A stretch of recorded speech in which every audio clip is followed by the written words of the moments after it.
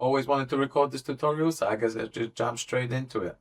Open Blender, you get a classic view. All I do is just hit AX and get rid of all of it. It generally doesn't matter what models you are using, as it works the same for all of them, but we're gonna go ahead and grab a DAS model, DAS figure, and use it for this tutorial, because I guess they're just most popular. So once you install DAS, you just need to hit the N for the side menu, choose DAS, and import the new figure into the scene. I've already done it for us. Let me open it. Here we go. I set some lights just so it's easy to see.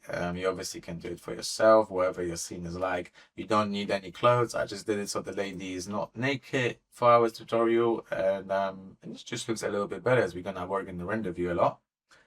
I do not like the horizontal view, just not. So we're gonna swap that onto 1080 and 1920. You just need to flip those two numbers together, and we're gonna get a vertical view. Hit 1 on the numpad for the front view. We're gonna zoom in onto the face, as this is how we are going to, what we are going to work on. Shift A, add a camera.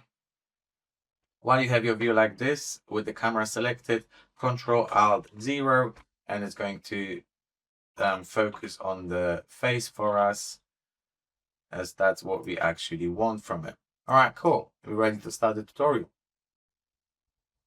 What we're gonna do first is separate the screen into two. There we go. If you don't know how to do it, just make sure you go onto that little black line anywhere here, and you just hit the right button, vertical, horizontal, however you like. You can do it actually anywhere. You can have 1,000 different windows if you didn't know. But what we're gonna do is on the left side, we are going to have a render view, just so we see how it works, how it looks rendered once we have it finished. We'll switch off the overlays for the render view, as just unnecessary to have all those lines, and switch on the render view. Cool. So with that done, I'm going to go on to the right window. Okay, cool. Now another thing, if you don't want to have too much visibility, like your whole scene being rendered and it might be too much for your computer to handle, go into the output properties menu and hit the render region. It will cut out only what the camera sees to be rendered, and that's really all we need.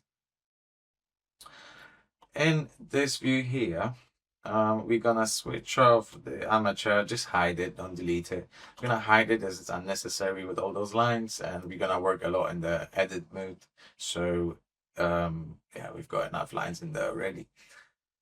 Right, with this selected, we're gonna hit before we start, we're gonna hit the side menu again, go onto the item. All DAS models come locked in location, scale, and rotation. We're gonna leave the scale locked just so nothing happens, but location and rotation we can undo just because we need it for the phase opening. You don't need to press each of the locks individually. All you can do is just press one and scroll across all of them or slide across all of them, and it will switch them all off. Cool. This way we've got that done. We're gonna have two sort of parts of this video. It's realistically is one head opening, but the first part will be on like the very basic way on like how to actually open it, and just show you a little easy tricks I learned along doing it. The second part of the video will be on how to connect the eyebrows, eyes, and everything. As you can see, they are separate objects, but at the same time they are connected together, and with the head opening two different ways. We need to separate them and parent them to the right parts as well. All right, cool. Let's hit tab and go into the edit mode. The first week I'll show you one little trick I figured along the way, which is you might not know how to separate it, like where you'd like to separate it or whatever. So the easiest way is to find a little circle around the eye, and ideally if you try to target the ones very close to the eye. So we can hit Alt and the line over here. It actually selects the entire circle around here, even though you can't see it because of the eyelashes. It is there. Then we got to do the same on the other side. So what you do is also Alt and the left mouse, but this time holding Shift as well, so it doesn't unselect the previous one we did. Cool. With those two selected, all you need to do to finish the trick is hit Control plus until you connect those two selections together. There we go. You can go a little bit further. It's all right. Just make sure you don't affect any other parts like the ear and the cetras. That can get messy a little bit later on. All right, 0 again, back into the camera view. With this selected, all we need to do is just hit P and separate the entire selection from the main mesh. What you can see in the render view, if you have that going, you can see the SAP surface already visible here on the selected part. They are both still connected to the armature. They will all work the same as without separating it. It's just now it's visible. All right, so let's go back to here, back onto the object mode to deselect the main figure. Let's select the separated part we have. Go into the edit mode and find the middle of it. Like you can separate it in any way you like, but we'll do it the basic, the easiest way, where the head just opens both two different directions. So find the middle. You can obviously just like select it how you like, or you can just hit Alt and the line here, it will select the entire line. Go into the X-ray view.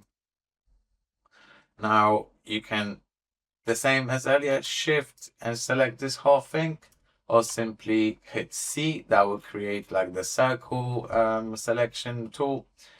You can go down here, and with the X-ray, it's very easy to select the rest of it. Perfect. With that selected, you can switch off the X-ray, so just so you don't see the scary teeth here. And with that selected, we hit P again and separate this selection from the other selection. You don't need to do it for the other side no more, as this obviously, separates them from each other, so it happens the same for both sides. Right, with that selected, like with that done and this selected, if you'll see there's a little issue now. If you hit rotation R and let's say hit the Z line, as you see, it's opening. The opening goes sort of in the ear, which is not ideal. Obviously, it doesn't bring the eye, the eyelash, the eyebrows with it, which we are going to do in a moment. But main part of it is that the mechanics of it are not correct, right? If we go this way, it literally melts into the body. If we go the other way, it melts into the air, and it's just not the way it's supposed to be. So with this selected, we're gonna go into edit mode again. Find the furthest vertical. You can select more if you like, but I always found that it's best if you just find that furthest spot on it. And either hit Shift S and bring the cursor to select it. Make sure you don't press anything else, as it can get really messy. Cursor to select it. Alternatively, hold Shift, and while you're hovering over it, hit the right button mouse. And we'll do the exact same thing. It will bring us the cursor here. Now we go back onto the object mode with this part selected with the cursor over there. We hit the right button and we change the origin onto the origin to 3D cursor. This way, it's going to set the origin over here. And now if you rotate it on the Z, it go inside. Obviously, it's not what we are trying to do, but as you can see, the origin is where we want it to be. So if we go in out, it perfectly opens while holding here instead of going into the ear. So having that done, we need to do the same thing for the other side. It's easy. Select just this one, hover over it, right button, and that's it. Oh, sorry. Go for the set origin and not origin to 3D cursor. Now that's it. There we go. That's all done. Cool. Basically, that's it for the beginners part. The other part is not even that really complicated. It's pretty easy. I'm just saying, if you, in case you don't have this, the DAS tutorial figure, you probably don't need to do it. It might be already separated. So what you would do is just select them and parent them to here. But because we don't have it separated, we're gonna select all of them. So the teardrop, because that's what comes with the DAS characters, then eye, lashes, and eyebrows. if you're getting messy or I can't see much, can't see properly, all you need to do is hit on the numpad the slash button. This way we're gonna go into selection mode, I think, or private mode. I'm not really sure what's the proper name for it, but it will separate what you've got selected from everything else. Same time, not deleting or hiding it. All you need to do is just hit the slash button again and you're back here. So, all right, so we select these, go into the private mode, let's call it.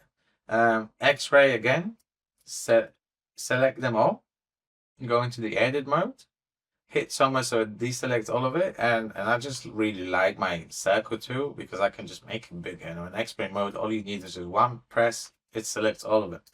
With that done, hit P again, it will separate the selection. That's all you had to do to separate these from each other. So now as we go here, we select only the ones on the right side. Make sure you select all of them. And the last thing you select will be the right part of the head opening. Control P, set parent to the object. And as you'll see now into the render view, once we select this, hit R on Z, it will now move all the eyelashes and eyebrows and the eye with it. Gotta do the same thing for the other side. Select them all four. Select the face last. Control P, object. Right, I didn't explain this one. You can just set parent to object, keep transform the way it is or without it. You can parent to the vertex, but I will only parent it to the vertex you've got selected, so that might get messy eventually. I've always found is the easiest thing is to keep transform without inverse. It doesn't affect what you've done and created and your modifiers or anything. It will just parent it to the object the way it is, as it is, and generally should work from that on. There we go. Works perfect. Now you need to do is just hit a few keyframes. So the easiest way is to just start from whichever keyframe you like, but like start from selecting both of those parts and hitting I on the keyframe. This way it will lock in all the rotation, location, even scale for how it's supposed to be closed. And this is a very important thing in my opinion, as later when you're messing about with it, you might forget something and you know, it just gets stuck this way or that way and you don't know how to go back, right? Like we have this, there's that trick you can use, which is Alt R, which sort of resets the rotation. That's the clear rotation. But I have had problems before where control when Alt R wouldn't work. It just wouldn't reset it, or it would reset it to like a different rotation, different position to what it's supposed to be. And you can imagine how difficult it is to correctly match this here. As you can see in the render already, it gets messy. So in case it doesn't, you left it out like this, the Alt R doesn't work, all you need to do is either go back to the first frame or just hit the arrow back and it will bring it back to the frame that you've had selected, right? So with us having this done, say on the 10th frame, you can open it a little bit to create like a little effect of like a machine, you know, when it's just like opens and then it opens fully. You know, you could add some smoke coming out during that time or whatever. So we're gonna add that frame on the 10th frame, but I'm going to copy it. Gosh, wrong bands. I'm going to copy it, duplicate it, Shift D, and make it a little bit longer, at least like 5 frames. And then maybe on the 30th frame, we will open the head fully. See, there's something I forgot to parent. But as we open the head, hit eyes on them, then we go back to the frame 0. We've got the eye drop that I have not parented with it. So we gotta go bring it back. That's done. Right, so now if we play it, it should do the face opening how we want it. A little bit slightly, just for the like a machine effect. And then fully. Right, you ready? Let's see it. Bang. Boom. Perfect. Honestly, that's all you need. That's all you need. You can obviously add a lot of mechanicals inside, add hinges on the side here. Like This is a cool thing where you can add the hinge, and instead of keyframing the part on opening, you can parent that part to the hinge and then keyframe the hinge so it looks as professional, as realistic as it gets. Add some metallical pads inside, like mechanicals moving, this, that.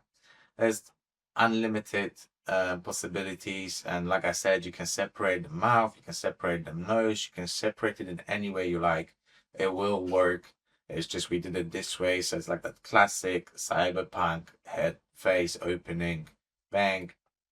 Yeah, that's it. Thanks for watching. Thanks for sticking to the very end. It's been almost 15 minutes. Not bad, I guess. Apart from the fact this is my 20th take. Thanks very much, and see you next time.